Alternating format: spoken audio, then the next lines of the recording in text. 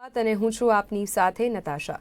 દર્શક મિત્રો, આ મહામારીના કાળમાં ક્યાંક એક તરફ લોકોના ધંધા રોજગાર પર તેની માઠી અસર પડી અને દેશનો જીડીપી સતત નીચે જઈ રહ્યો છે। તેવામાં મોદી સરકાર દ્વારા આજે કરદાતાઓ માટે એક નવી અને મહત્વની જાહેરાત કરવામાં આવી, જેનાથી દેશના ઈમાનદાર ટેક્સ પેયર્સને મજબૂત કરવાની કોશિશ કરવામાં આવી રહી છે તેવું ફલિત થયું। મોટાભાગના લોકોના મનમાં એ પ્રશ્ન થાય છે કે આખરે આજે જે નવી જાહેરાત કરવામાં આવી છે આ સિસ્ટમમાં ત્રણ મહત્વના શબ્દો જે આજે વડાપ્રધાન નરેન્દ્ર મોદી દ્વારા પ્રજાની વચ્ચે મૂકવામાં આવ્યા અને તે છે ફેસલેસ અસેસમેન્ટ, ફેસલેસ અપીલ અને ટેક્સ પેયર્સ ચાર્ટર। હવે આ ત્રણ શબ્દો શું છે તેને સામાન્ય માનવી કઈ રીતે સમજણમાં લાવી શકે અને તે જ બાબતની ચર્ચા લઈને આજે ઉપસ્થિત થયા છે। જો કે એક વાત સ્પષ્ટ થાય છે કે આનાથી જે ઈમાનદાર કરદાતાઓ છે, આપણે બીજા દેશોની વાત કરતા હોઈએ છીએ, બીજા દેશોના ઇકોનોમીની વાત કરતા હોઈએ છીએ, ત્યારે આપણે કદાચ ભૂલી જઈએ છીએ કે બીજા દેશોના નાગરિકો કોઈ પણ વખતે ટેક્સ ચોરીમાં તેટલી પોતાની જે ઉત્પત્તિ છે તેના પર તેટલું ધ્યાન નથી આપતા, પણ ભારત દેશમાં જે લોકોની કમાણી છે તેના કરતાં વધારે ટેક્સ કઈ રીતે છુપાવવો અથવા તો પછી ટેક્સમાં કઈ રીતે ટેક્સ બેનિફિટ મેળવવો તે બાબત ઉપર લોકોનું ધ્યાન રહેતું હોય છે। હવે જે ઈમાનદાર ટેક્સ પેયર્સ છે તેમના માટેની આ નવી રાહત તેને સમજી લેવા માટે આજે આપણી સાથે પેનલ ઉપર બે ચાર્ટર્ડ એકાઉન્ટન્ટ્સ ઉપસ્થિત થયા છે અને તેમની પાસેથી આપણે આ જે માળખું છે તે સમજી લઈશું અને તેનાથી દેશની ઇકોનોમી પર કઈ રીતની અસર વર્તાશે તે બાબત ઉપર જાણી લઈશું। આપણી સાથે આજે ચાર્ટર્ડ એકાઉન્ટન્ટ સુરેન્દ્ર શાહ અને સીએ વિક્રમ ઓઝા જોડાયા છે। આપ બંનેનું સ્વાગત કરું છું અમારી આ વિશેષ રજૂઆત અંતર્ગત। સૌથી પહેલો મારો સવાલ સુરેન્દ્રજી આપને કે પહેલાં તો આ જે ત્રણ નવી ટર્મિનોલોજીસ જે પ્રજાની વચ્ચે મૂકવામાં આવી છે તે છે ફેસલેસ અસેસમેન્ટ, ફેસલેસ અપીલ અને ટેક્સ પેયર્સ ચાર્ટર। આ શું છે? આનાથી પ્રજા શું સમજી શકે? બેઝિકલી આપણા દેશમાં જે પાસ્ટમાં જે સરકારી પ્રોસિજરો હતી કે જે ઘણી બધી ક્લમ્ઝી અને સામાન્ય માણસને ન સમજી શકાય એવી પ્રોસિજરો હતી, એ પ્રોસિજરોમાંથી કરદાતાઓને થોડી મુક્તિ આપવા માટેનો આ સરકારનો પ્રયાસ છે। મારે ખાસ કહેવાનું એ છે કે આ ટાઈપની ફેસલેસ સ્ક્રુટિની અને ફેસલેસ અપીલની જે પ્રોસિજર છે એ વર્લ્ડમાં અત્યારે માત્ર 3 દેશમાં અત્યારે અમલમાં છે, અમેરિકા, કેનેડા અને ઓસ્ટ્રેલિયા। ભારત એમાં ચોથો દેશ તરીકે જઈ રહ્યો છે। એટલે પહેલામાં પહેલી વસ્તુ એ છે કે આ એક બહુ વેલકમ સ્ટેપ છે અને જે આપણે ત્યાં ઇઝ ઓફ ડુઈંગ કે જે આજથી લગભગ 10 વર્ષ પહેલા આપણે 163માં નંબર પર હતા ત્યાંથી 134માં નંબર પર હતા ત્યાંથી 63માં નંબર પર આવ્યા છે, તો ઇઝ ઓફ ડુઈંગ બિઝનેસના આમાં એક વધારો કરશે એમાં કોઈ ડાઉટ નથી। હવે એ માનનીય વડાપ્રધાન શ્રીએ જે શબ્દો વાપર્યા છે કે ટ્રાન્સપરન્ટ ટેક્સેશન ઓનરિંગ ધ ઓનેસ્ટ, એટલે આ સરકારે જે ઘણા બધા પગલા લીધા છે કે જેમાં એમના કહેવા મુજબ બેન્કિંગ ધ અનબેંક, જે લોકોની પાસે બેંક નથી એ લોકોને બેન્કિંગ કરાવડાયું, સિક્યોર ધ અનસિક્યોર, જે લોકો અનસિક્યોર હતા એ લોકોને સિક્યોર કરવામાં આવ્યા, ફંડિંગ ધ અનફંડેડ, જે લોકો પાસે ફંડ ઓછા છે એ લોકોને ફંડ આપવામાં આવ્યા। એવી જ રીતે એક વધારાનું એક કદમ છે કે જેમાં ઓનરિંગ ધ ઓનેસ્ટ કહેવામાં આવે છે કે જેમાં કરદાતાને ઈમાનદાર તરીકે ગણવામાં આવશે અને એમાં સમય પર સમાધાન કરવામાં આવશે, એમાં એની તક પણ આપવામાં આવશે, ઓપોર્ચ્યુનિટી પણ આવશે। સવાલ એ આવશે કે જે હું સેકન્ડ સ્ટેજમાં હું તમને કહીશ કે આની પ્રોસિજર શું છે, હું ડિટેલમાં આની પ્રોસિજર સમજાવીશ। ફેસલેસ અપીલ અને ફેસલેસ એસેસમેન્ટ એવી હશે કે જેમાં કરદાતાએ કે તેના કન્સલ્ટન્ટ કે ચાર્ટર એકાઉન્ટન્ટે ઇન્કમ ટેક્સ ઓફિસમાં જવાનું નહીં રહે। દરેક એની રિટર્ન તમે ઈમેલથી ફાઇલ કરશો, તમારી નોટિસ ઈમેલથી આવશે, તમારે એ જ રિપ્લાય પણ ઈમેલથી જવાનું છે। એની પાછળની જે પ્રોસેસ છે જે હું સેકન્ડ સ્ટેજમાં સમજાવું છું એ પણ ઈમેલથી જ થશે। પ્રત્યક્ષ કોઈ પણ વ્યક્તિએ કોઈ પણ ઇન્કમ ટેક્સના અમલદારને, ઇન્કમ ટેક્સ ઓફિસર પ્રત્યક્ષ રીતે મળવા ઓછો કરવાનો આ એક જે કદમ,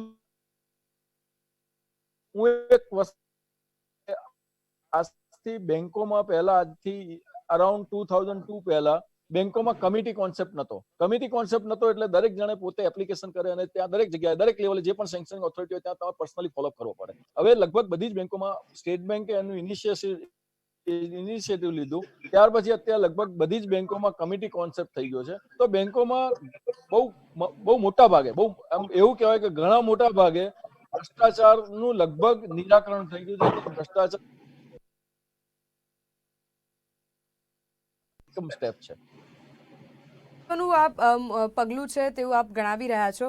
હવે આ પગલાંને આપણે આગળ સમજવાનો પ્રયાસ કરીશું. ત્યારે મારો સવાલ રહેશે કે આ પોલિસી જે જાહેરમાં મૂકવામાં આવી છે વિક્રમજી, તેને આપ કેવી રીતે જોઈ રહ્યા છો અને દેશ માટે આ કેટલી હિતાવહ છે? ઇનફેક્ટ ટેક્સ પેયર્સ માટે આ જે પોલિસી નવી અમલમાં મૂકવામાં આવી છે તે કેટલી હિતાવહ છે?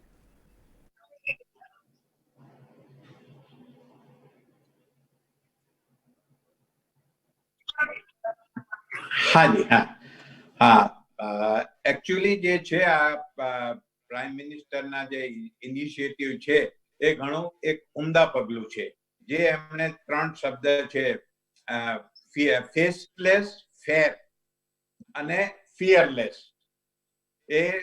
એની પાછળનો જે ઉદ્દેશ છે એ ઘણો સાચો છે. જેમ અગાઉ સુરેન્દ્રભાઈ પણ જણાવી ગયા કે જે છે આ બધું એક ભ્રષ્ટાચાર ઓછો કરવા માટેનું પગલું છે.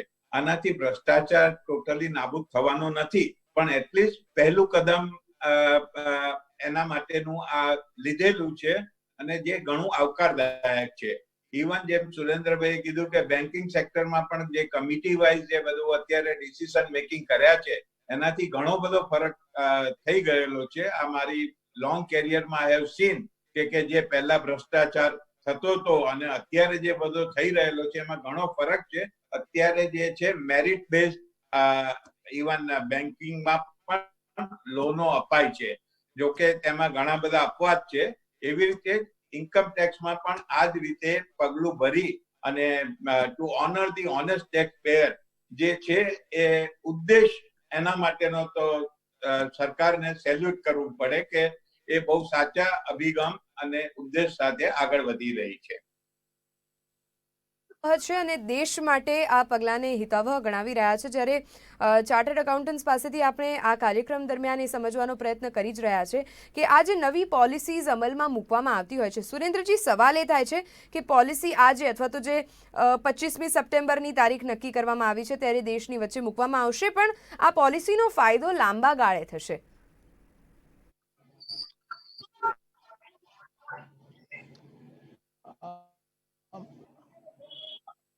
હેલો, હા, અવાજ આવે છે? હેલો, આવે છે, અવાજ આવે છે. હવે આમાં પહેલા હું આપને આખી એની પ્રોસિજર સમજાવી દઉં કે આપ જે ફેસલેસ સ્ક્રુટિની અથવા ફેસલેસ એસેસમેન્ટ અથવા ફેસલેસ અપીલ કઈ રીતે થશે. દેશમાં એક નેશનલ ઇલેક્ટ્રોનિક એસેસમેન્ટ સેન્ટર અને અલગ અલગ વિભાગોમાં રિજિયોનલ ઇલેક્ટ્રોનિક એસેસમેન્ટ સેન્ટર ઉભા કરવામાં આવશે.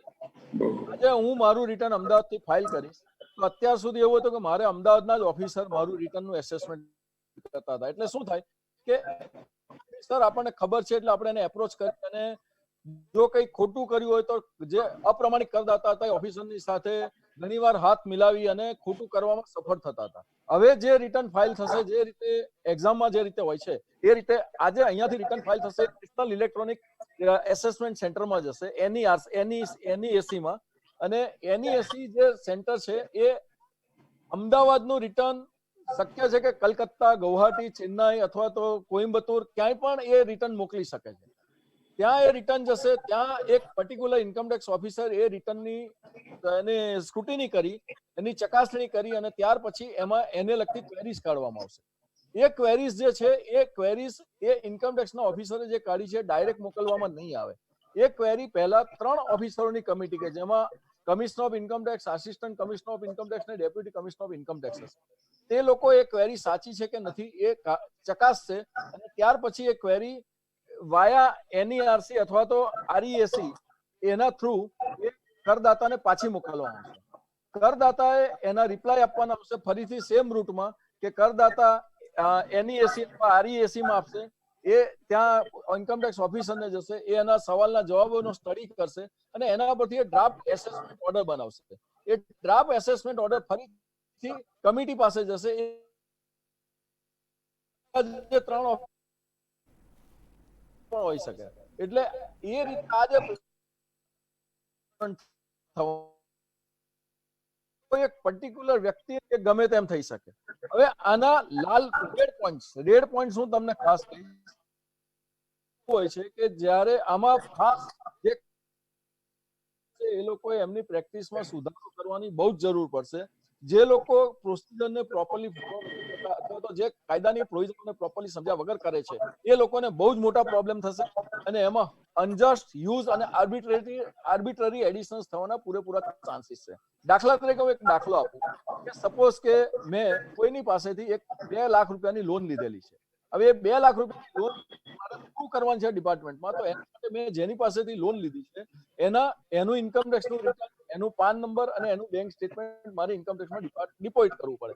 જો હું કોઈ પણ સંજોગોમાં ડિપોઝિટ નહીં કરું 2 લાખ રૂપિયા મારી ઇન્કમ ગણવામાં, એટલે આવા કિસ્સાઓ ઘણા બધા વધી જશે કે જેમાં કરદાતાને એમ થશે કે સાચું ટ્રાન્ઝેક્શનમાં ઇન્કમ ટેક્સ કન્સલ્ટન્ટ અને ચાર્ટર્ડ એકાઉન્ટન્ટોની જવાબદારી પર્ટિક્યુલરલી ક્લાયન્ટોને સમજાવવાની કે તમે કંઈ પણ કામ કરો તો તમે આ રીતે પર્ટિક્યુલર પ્રોસિજર ફોલો કરજો, એ બહુ વધી જશે. નંબર 1. નંબર 2 એ થશે કે આના હિસાબે જે કમિટી કોન્સેપ્ટ થઈ ગયો એને ફેસ ટુ ફેસ તમારે કોઈ એક્સપ્લેનેશન નથી આપવાના. એના કારણે તમારે કોઈ પણ ઓફિસરની સાથે અંડર ધ ટેબલ કોઈ પણ ડીલ કરવું હશે તો નહીં થાય. છતાં એક સરકારે એક આનો રસ્તો કે સપોઝ કે કોઈ ક્લાયન્ટને અથવા કોઈ આપણે કરદાતા થાય કે મારે પ્રત્યક્ષ મારે એનું એક્સપ્લેનેશન આપવું છે, મારે મારા રિટર્નના સર્ટેન પોઈન્ટ સમજાવવા છે, તો એ કેસમાં વિડીયો કોન્ફરન્સિંગ અથવા વિડીયો ટેલિફોની દ્વારા RESC માં જઈ અને ક્લાયન્ટને ચાન્સ અપાશે, પણ તેમાં સામેના ઓફિસરોના ફેસ નહીં દેખાય. એ લોકો સવાલ કરશે, અહીંયાથી આપણે જવાબ આપવાના આવશે, પરંતુ કોઈને એકબીજાના ફેસ નહીં દેખાય. એટલે જે ભ્રષ્ટાચાર કાબુમાં કરવા માટે આ બહુ મહત્વની વસ્તુ છે. હવે રેડ પોઈન્ટ એક બીજો એક એ આવે છે કે ઘણી બધી વખત ઇન્કમ ટેક્સના ઓફિસરો, with due respect to all the income tax department officers, ને બેઝિક એકાઉન્ટિંગ નોલેજ અથવા બેઝિક બિઝનેસના જે કસ્ટમ્સ હોય છે એનું નોલેજ નથી હોતું. હવે એ કસ્ટમનું નોલેજ ન હોય અને એના હિસાબે એ લોકો મિસઇન્ટરપ્રેટ કરે તો એના માટે ક્લાયન્ટોને એના માટે બહુ મોટું નુકસાન સહન કરવાના ચાન્સીસ રહેશે.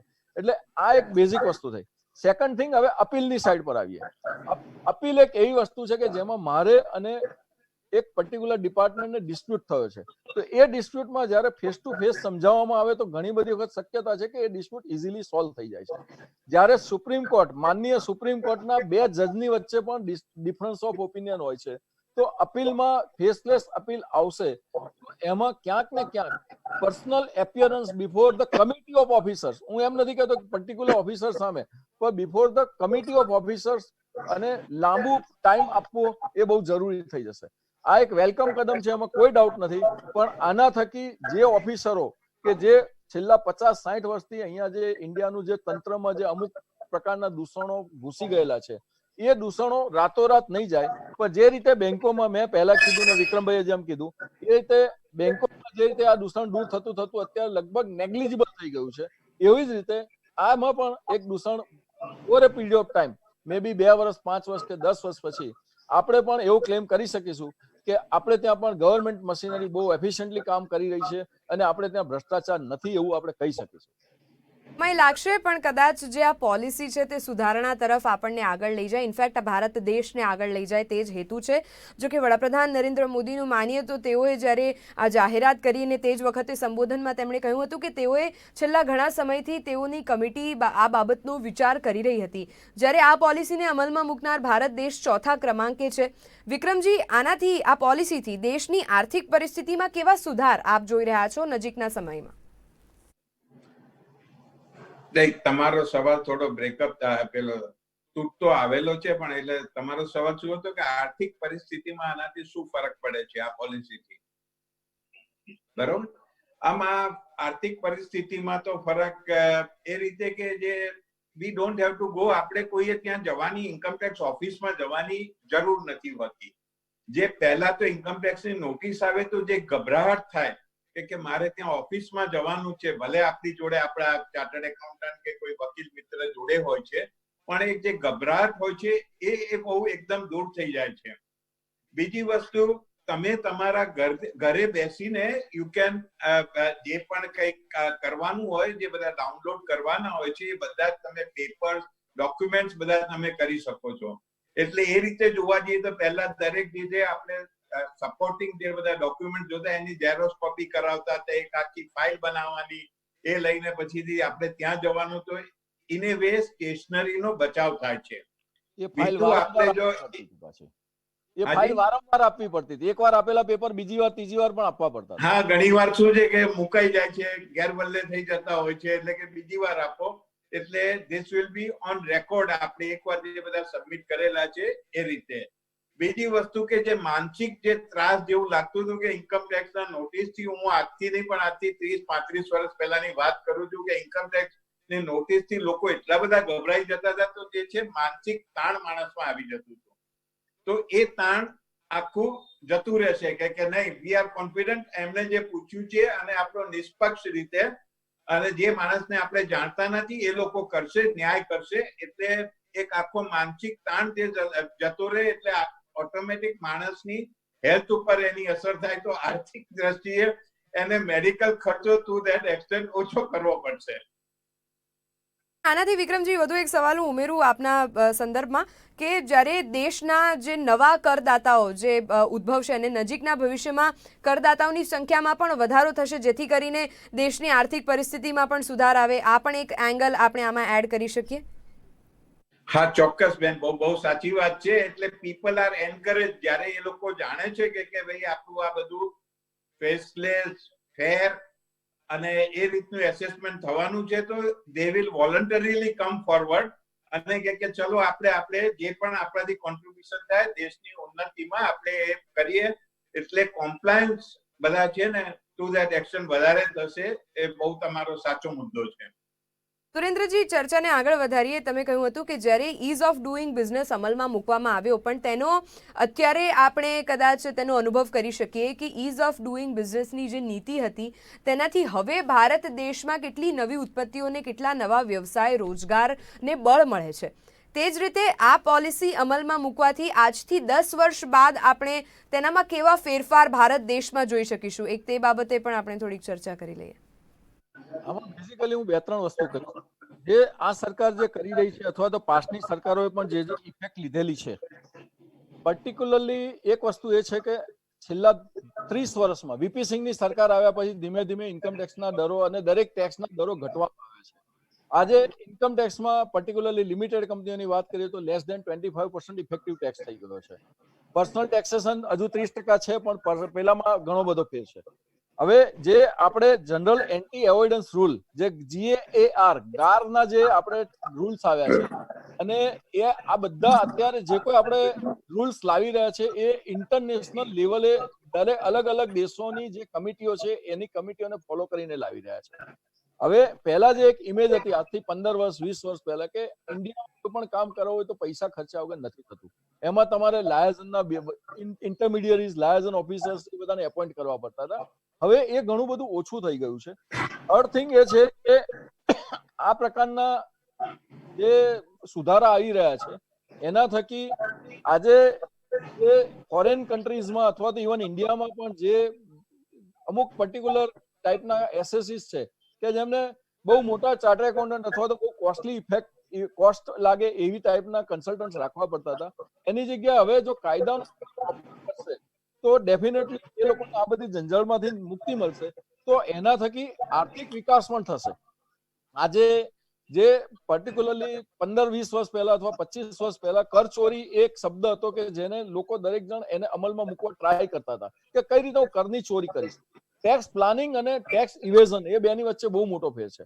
હવે ધીમે ધીમે છેલ્લા 15-20 વર્ષમાં અમે આજે પ્રેક્ટિસમાં જોઈ રહ્યા છીએ કે જેમ જેમ ઇન્કમ ટેક્સના રેટ ઘટતા જાય છે તો આજે ક્લાયન્ટો સામેથી કહે છે કે સાહેબ આપણે ટેક્સ ભરી દઈશું, આપણે આ કોઈ ઝંઝટમાં નથી પડવું.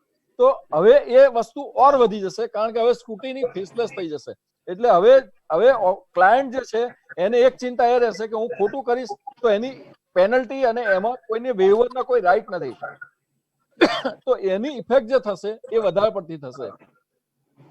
ઓવરઓલ મારી દ્રષ્ટિએ આ એક કરદાતાઓમાં પણ એક જાગૃતિ લાવવાનો સ્ટેપ છે અને આનો એક સરસ સાચી દિશામાં જો અમલ કરવામાં આવે, અને એ અમલ થવાના ચાન્સીસ એટલા માટે છે કારણ કે આ ટેકનોલોજી ડ્રીવન છે. આમાં કોઈ પર્ટિક્યુલર માણસ ડ્રીવન નથી, કોઈ પર્ટિક્યુલર પર્સન આ ડ્રાઈવ નથી કરવાની. ટેકનોલોજી ડ્રીવન વસ્તુ છે અને ટેકનોલોજીનો મેક્સિમમ યુઝ થાય છે કે જેમાં આજે પહેલા જેમ મેં કીધું, જે વિક્રમભાઈ કહેતા હતા કે અમે ઝેરોક્સો કાઢીએ, ફાઇલો બનાવીને સબમિટ કરીએ તો એ ફાઇલો ગુમ થઈ જાય જાણી જોઈને અથવા તો અજાણતા પણ. તો અમારે ફરીથી પેપર આપો, એનો જે સમયનો બગાડ થતો હતો, એનું સ્ટ્રેસ થતું હતું, એ બધું હવે દૂર થઈ ગયું. કારણ કે હું કોઈ પણ વસ્તુ ફાઇલ મેલમાં મોકલીશ એટલે એક રેકોર્ડ તરીકે ડિપાર્ટમેન્ટના સર્વરમાં અને મારા સર્વરમાં પણ એ સેવ થયેલું હશે. એટલે આજે કોઈ ઓફિસર એમ નહીં કહી શકે કે તમે પર્ટિક્યુલર ચીજનું પ્રૂફ નથી આપ્યું એટલે આ માટે આ એડિશન કરવામાં આવે. એટલે એ રીતે જોવા છે તો ઓફિસર્સ પણ વિજિલન્ટ હશે અને કન્સલ્ટન્ટ, ચાર્ટર્ડ એકાઉન્ટન્ટ અને ક્લાયન્ટો આ બધા પણ એક પર્ટિક્યુલર સરસ રીતે એક રેકોર્ડ, અને એ રેકોર્ડ થકી ટ્રાન્સપરન્ટ સિસ્ટમ ઊભી થશે કે મેં આ પેપર આપેલા છે અને એના બેઝ પર મને આ ન્યાય મળવો જોઈતો હતો. ટ્રાન્સપરન્ટ ટેક્સેશન પ્રોગ્રામનો મતલબ જ એ થાય છે કે પારદર્શક એક કરદાતાની જે સિસ્ટમ અમલમાં મૂકવામાં આવશે. 2-3 મુદ્દાઓ અત્યારે ઉઠી રહ્યા છે અને તે છે કે આપણે છેલ્લા ઘણા સમયથી જોઈએ છે કે દેશમાં નવી નીતિઓ અમલમાં મૂકવામાં આવી રહી છે. થોડાક સમય પહેલાં જ્યારે દેશમાં હવે નવી શિક્ષણ નીતિ લાગુ થશે તેવી પણ જાહેરાત કરવામાં આવી હતી ને તે બાબતે હવે તમામ રાજ્યો જે છે તેઓને વિચાર વિમર્શ કરવા માટે આગળ સોંપી દેવામાં આવ્યું છે. તે જ રીતે હવે જે આ કરવેરાની નવી નીતિ જે છે તેને અમલમાં પ્રોપર રીતે મુકાય. સુરેન્દ્રજી કંઈક કહેવા માંગી રહ્યા છે, ટૂંકમાં સુરેન્દ્રજી. થોડીક હાસ્યાસ્પદ લાગશે, પરંતુ ત્યારે જે પર્ટિક્યુલર ઓફિસરો ને આજે લોકેશન પર ટ્રાન્સફર જોઈતી હોય, દાખલા તરીકે મુંબઈ જેવા શહેરમાં કે સુરત જેવા શહેરમાં, તો એના માટે એક પ્રકારનો એક ભ્રષ્ટાચાર ચાલે છે. બધાને ખબર છે એક સારું પોસ્ટિંગ લેવા માટે આ પર્ટિક્યુલર ભ્રષ્ટાચાર ચાલે છે. તો હવે ટ્રાન્સફર જેવી વસ્તુઓ પ્રેક્ટિકલ ઇન્કમટેક્સ ડિપાર્ટમેન્ટમાંથી ઘણી બધી હદ તક દૂર થઈ જશે. કારણ કે આજે હું અમદાવાદમાં બેઠો છું, રાજકોટમાં બેઠો છું કે હું બોમ્બેમાં બેઠો છું, મને મારા સેન્ટરનો કોઈ બેનિફિટ નથી મળવાનો. હા, આ સ્વાભાવિક વાત છે ને એક ઇમ્પોર્ટન્ટ મુદ્દો, આ હાસ્યાસ્પદ મુદ્દો નહીં કહું, આ ઇમ્પોર્ટન્ટ મુદ્દો જે તમે હાઇલાઇટ કર્યો છે. વિક્રમજી, હવે સવાલ એ થાય છે કે અત્યારની પરિસ્થિતિ જે કોરોના કાળમાંથી આપણે સૌ પસાર થઈ રહ્યા છે, જ્યાં મોટા એસેટ્સ, ધંધા, રોજગાર ધરાવતા નાનાથી માંડીને મોટા રોજગાર અને વ્યાપારને પણ એક મોટી નુકસાની સહન કરવાનો વારો આવ્યો છે અમુક સેગમેન્ટ્સને બાદ કરતા. તેવી પરિસ્થિતિમાં જ્યારે દેશમાં કોરોના આવ્યો તે પહેલાંથી જ જીડીપીની ચર્ચાઓ થઈ રહી હતી કે દેશનો જીડીપી ખાડે જઈ રહ્યો છે. હજી પણ જ્યારે વિપક્ષ દ્વારા જીડીપીને લઈને વડાપ્રધાન મોદી પર સતત પ્રહાર કરવામાં આવી રહ્યા છે, તો તમને લાગે છે કે નવી નીતિને અમલમાં મૂકવાનો આ એક કરેક્ટ સમય હતો? બેન, સમય તો દરેક સમય કોઈ બી સારું વસ્તુ કરવું હોય તો એમાં મુહૂર્ત જોવાની જરૂર નથી. અને જે આપણા ઇન્ટેન્શન સારા હોય તો તરત જ અમલમાં મૂકી દેવું જોઈએ. We don't have to wait. કલ કરે સો આજ કર, આજ કરે સો આપ. એટલે આ એક બહુ આવકારદાયક પગલું છે. પણ એની સાથે સાથે જે અગાઉ એમણે જે ઉતાવળમાં જે અમુક સ્કીમો બધી જે ગવર્મેન્ટે ઇમ્પ્લિમેન્ટ કરાવેલી, એના જે આપણે એમાં જે લોકોને તકલીફ પડી હતી એ તકલીફો આમાં રિપીટ ન થાય એ જોવાની ઘણી જરૂર છે. બિલકુલ છે જરૂર. અને કરદાતાઓને જે મોટી રાહત જાહેર કરવામાં આવી છે કરવેરાની, જણાવું કે આ અત્યારે ભલે આ બધી ફેસલેસની વાત થાય છે, પણ એવા ઘણા એક્સપિરિયન્સ છે કે જે છે તેમની ટેકનોલોજી એટલી બધી વિકસિત નથી હોતી. એટલે આપણે જે પણ ઇન્ફોર્મેશન ડાઉનલોડ કરીએ છીએ, સપોઝ કોઈ મોટી 5,000 10,000 કરોડ ટર્નઓવર વાળી કંપની હોય તો એની પાસે ઘણા બધા ડિટેલ્સ માંગવામાં આવે છે. હવે એ બધી અપલોડ કરવામાં પ્રયત્ન કરે છે તો થતી નથી. કારણ કે દરેક જે બી એસેસિંગ ઓફિસર હોય છે એના જે ઓફિશિયલ જે આઈડી હોય છે એની બહુ લિમિટેડ એમાં મેમરી સ્ટોર કરવા. ટેકનોલોજી ડ્રિવન આ એક કન્સેપ્ટ જે પ્રજાની વચ્ચે મૂકવામાં આવ્યો છે. એસેસિંગ ઓફિસર જે લોકો છે એ લોકો પોતે જેમ છે technically they are not sound. એટલે શું કરે છે કે આપણી ડાઉનલોડ ઇન્ફોર્મેશન કરેલી હોય છે તો ત્યાં એમની ઓફિસમાં એ બધી પાછી એ કરે છે. એ લોકોને જે બધું સ્ટેશનરી ને બધું બચે છે એ બધું ત્યાં કાઢે છે. અને ઘણીવાર એવું થાય છે કે એમને ત્યાં નથી થતા એટલે દે ગીવ પર્સનલ આઈડી કે ભાઈ મારે ત્યાં ડાઉનલોડ નથી થતી, તમારી મેમરી મારી ફૂલ થઈ જાય છે. એટલે કોઈ પણ હિસાબે દે કમ ટુ નો કે આ કઈ કંપનીનું એ લોકો એસેસમેન્ટ કરી રહ્યા છે. એટલે જે એમનો મકસદ હોય છે એ પૂરો નથી થતો. હવે એ પોસિબલ એટલા માટે નહીં થાય કારણ કે અત્યાર સુધી શું હતું કે અમદાવાદના કેસો અમદાવાદના ઓફિસર અને એમાં પર્ટિક્યુલર એરિયાના જ્યુરિસ્ડિક્શન વાળા ઓફિસર એની સ્ક્રુટિની કરતા હતા. એટલે અમે પેન ડ્રાઈવ પણ લઈને જતા હતા અથવા તો પર્સનલ આઈડી આપતા હતા. હવે જે આ થયું છે પહેલી વસ્તુ એ 2 વર્ષથી ચાલી રહી હતી. 2 વર્ષથી અમને ઓપ્શન આપવામાં આવતા હતા કે તમે ઈમેલથી આ ડેટા મોકલી શકો છો. ત્યાર પછી એક એવી વસ્તુ ચાલુ થઈ કે તમે ઈમેલથી પણ મોકલો અને ફિઝિકલ પણ મોકલો. છેલ્લા ગઈ સાલ લાસ્ટ યર સપ્ટેમ્બર 19 થી એવું પ્રોસિજર ચાલુ થઈ કે માત્ર તમે ઈમેલથી જ મોકલો, તમે ફિઝિકલ ન મોકલો.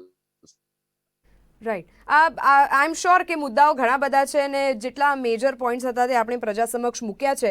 અત્યારની જે આ પરિસ્થિતિ છે તેને ધ્યાનમાં રાખીને સારા કાર્ય માટે કોઈ એક સમય નથી હોતો, પણ જ્યારે પણ સારું કાર્ય અમલમાં મૂકવાનું હોય છે ત્યારે સમય સારો જ હોય છે તેવું આપણે માનીને ચાલીશું. આ કરવેરાની નવી નીતિ જે છે ટેકનોલોજી ડ્રીવન છે, એટલે કે હવે દેશભરમાં જ્યારે ડિજિટલ માધ્યમનો સરસ ઉપયોગ થઈ રહ્યો છે અને તે માધ્યમે જ્યારે આપણે કરવેરાની પણ નવી નીતિને અમલમાં મૂકવામાં આવશે ત્યારે તમામ પાસાઓ છે તેને સમજી વિચારીને ચકાસીને ત્યારબાદ પ્રજાની વચ્ચે મૂકવામાં આવે અને તેનો પણ પ્રજા કોઈ પણ કારણે દુરુપયોગ ન કરે તે ખાસ જોવું રહ્યું. આગામી સમયમાં આવા ઘણા બધા પ્રજાલક્ષી મુદ્દાઓ અથવા તો જે જાહેર હિતમાં મુદ્દાઓ છે તેની ચર્ચા લઈને અમે આપની સમક્ષ ઉપસ્થિત થતા રહીશું. આજનો વિષય કરવેરાની આ નવી નીતિ તેને સમજવાનો પ્રયાસ કર્યો અને તે સમજાવવા માટે સુરેન્દ્રજી અને વિક્રમજી આપ અમારી સાથે ચર્ચામાં જોડાયા તે બદલ આપનો ખૂબ આભાર. સમયની મર્યાદા નડતા આપણે આ કાર્યક્રમને અહીંયા જ થોભાવીશું. આવા ઘણા બધા વિષયો સાથે ફરી મળીશું. ત્યાં સુધી મને આપશો રજા.